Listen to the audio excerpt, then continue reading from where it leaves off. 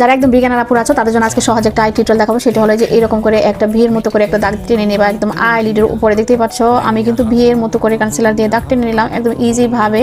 যারা একদম বিজ্ঞানার তাদের জন্য, বুঝছো না? এই যে দেখো আমি কিন্তু ভিয়ের মতো দাগ টেনে নিলাম।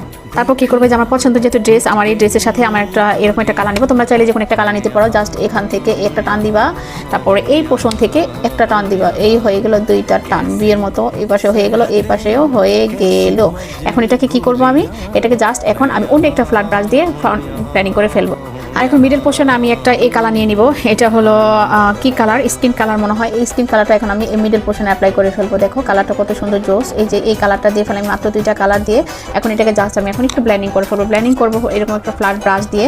এটাকে একটু অল্প অল্প করে এটাকে ব্লেন্ডিং করতে হবে। এই যে দেখো একদম বিগিনার আপুরা যদি এই আই লুকটা না পারো তাহলে আমার কাছে মনে হয় যে তোমরা কোনো আই লুকই পারবে না। একদম ইজি ভাবে মাত্র দুইটা বিয়ের মতো করে ডাক দিলাম আর এটাকে জাস্ট একটু ব্লেন্ডিং করে ফেলবো। এই যে দেখো blending blending blending blending blending.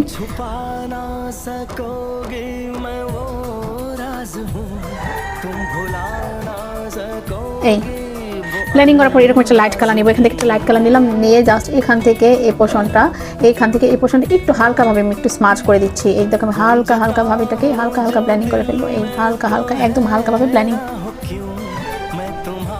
এখন আমি এখানে একটু জাস্ট একটু গোল্ডেন কালারটা অ্যাপ্লাই করে ফেলবো। এই যে দেখো আমি গোল্ডেন কালারটা এখানে অ্যাপ্লাই করে ফেললাম।